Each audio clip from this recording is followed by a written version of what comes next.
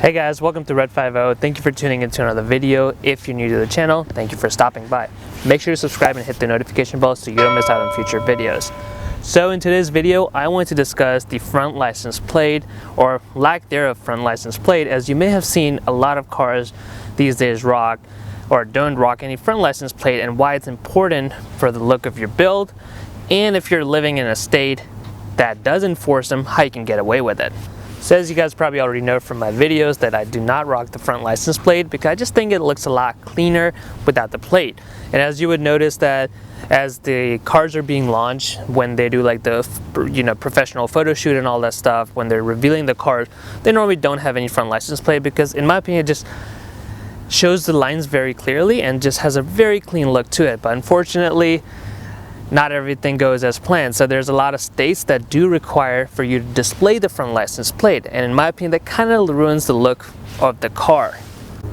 Though most states don't really enforce the front license plate, kind of like the tint, for at least for the state that I'm in, the limit is 35%, but a lot of people I know go with 20%. So when I probably end up tinting my car here, I'll probably go with 20, I don't know yet, but it's like one of those things, like they're not really going to enforce it unless you're driving really aggressive, and then they may just find a reason to pull you over.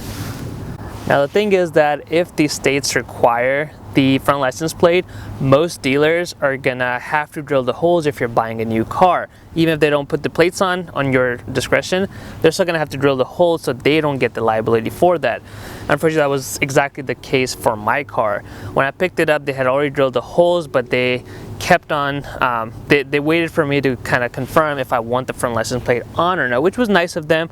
But I honestly didn't really want the holes drilled into the front bumper because that's not really a good look, as you can see here.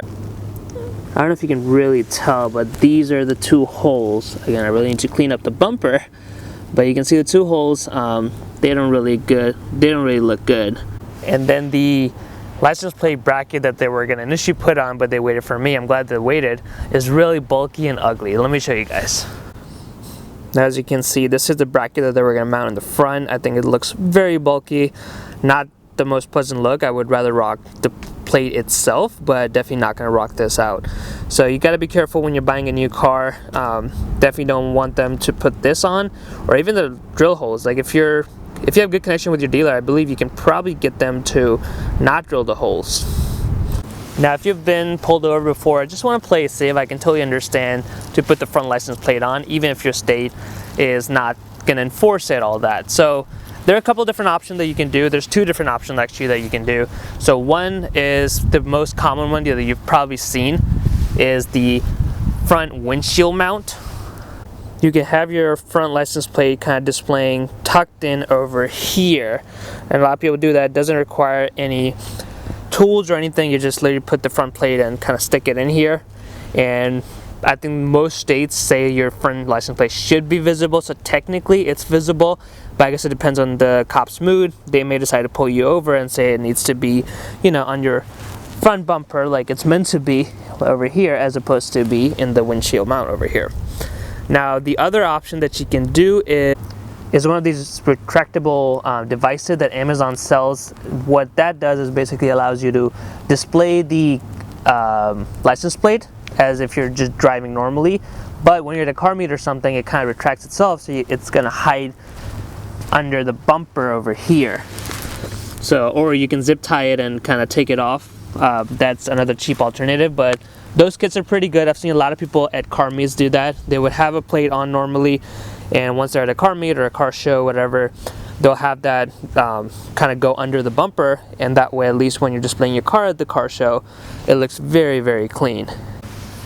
Alright guys, there you have it. Why not running a front license plate could look really clean for your car and your build, especially if you're at a car meet or car show. You could definitely hide that stuff.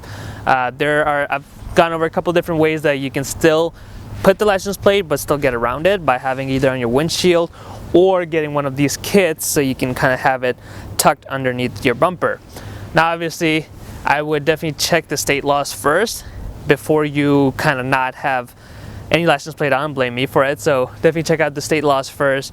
If your state is really strict about it and they do require it, I would suggest getting one of those kits from Amazon, so at least you can display it, and when you're at a car show or having a photo shoot of your car, you can remove it completely. But otherwise, when you're driving around, you don't want no trouble from the cops for no reason.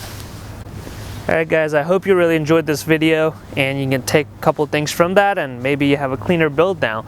So make sure to like that video and subscribe to Red 50 for more videos.